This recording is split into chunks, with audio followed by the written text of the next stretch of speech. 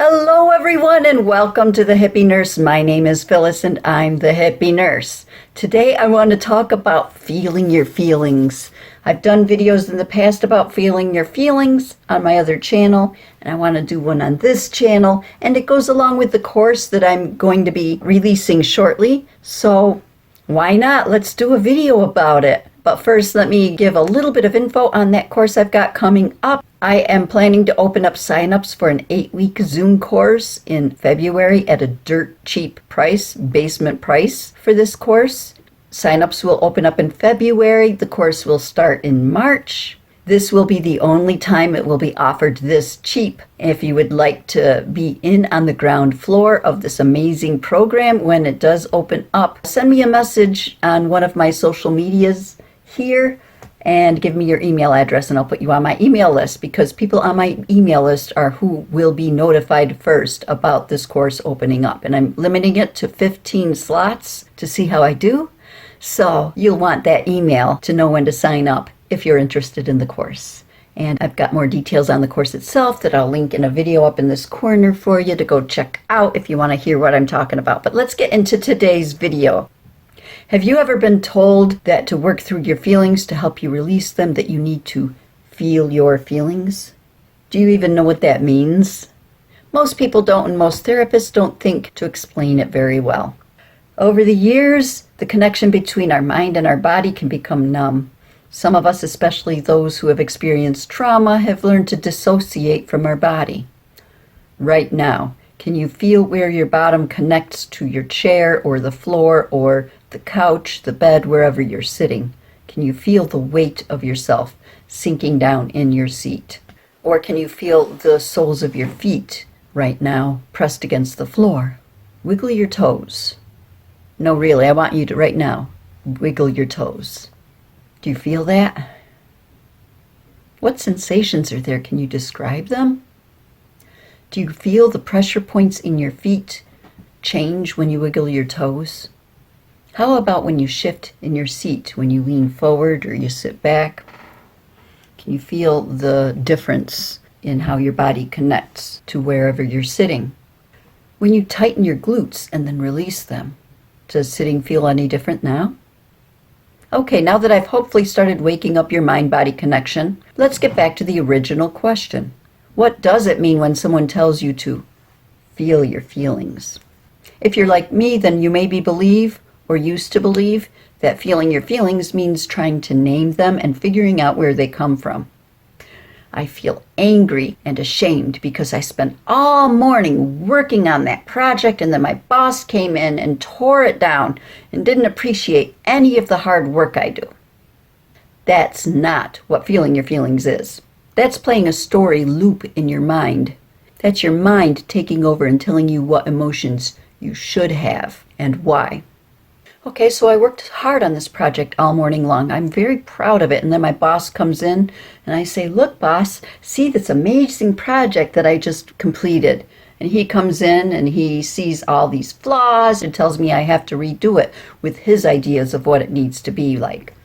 I have a flash of shame. Maybe I'm not as good as I thought. I'm not enough. I have a flash of anger. How dare he criticize me when I put in all that hard work and it's obviously so beautiful?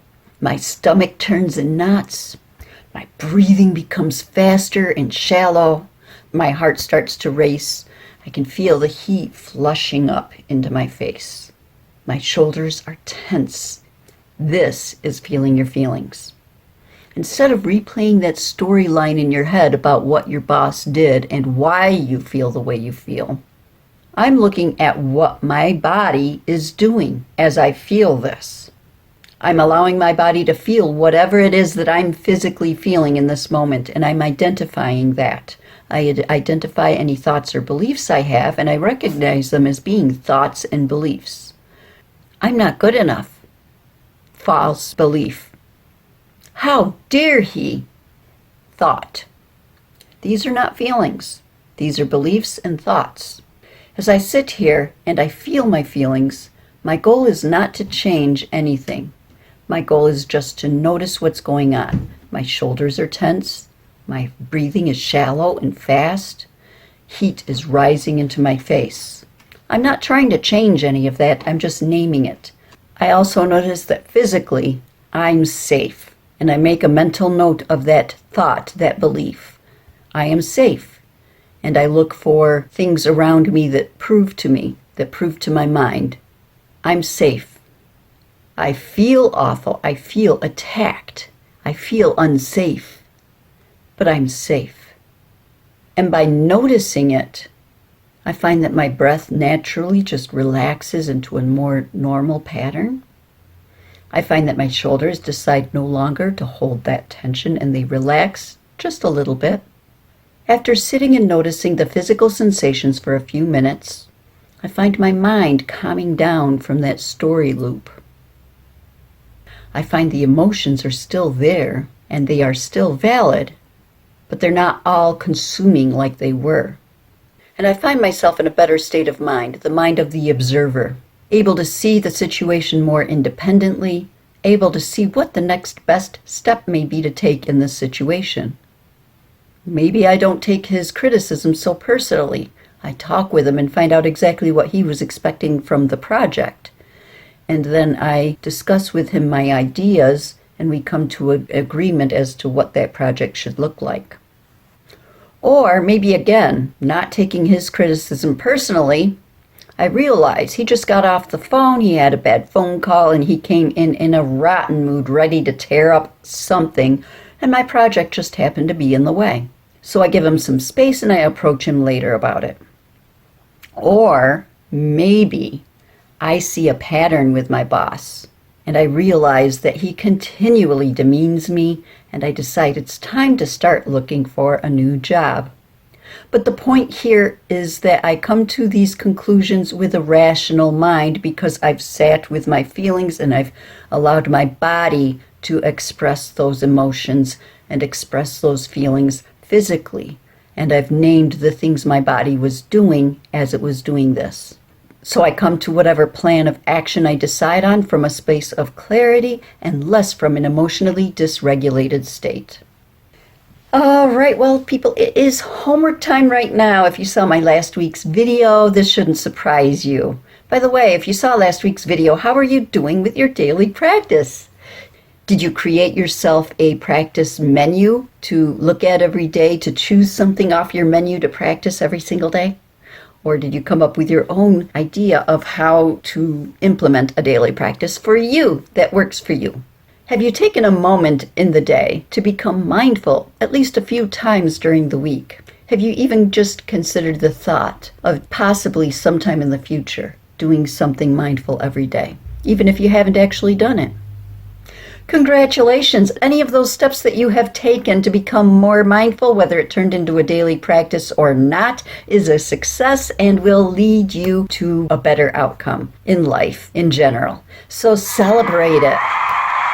Now, this week's homework. If you're living as a human on this earth, I'm sure there will be at least one moment next week where you feel triggered in some way, where you have emotions that you'd rather not be feeling, that you would like to release. So my challenge to you, if you choose to accept it, is to lean into those feelings, to not play out the storyline in your head at the time, but to become aware of your physical body and any changes going on because of these emotions.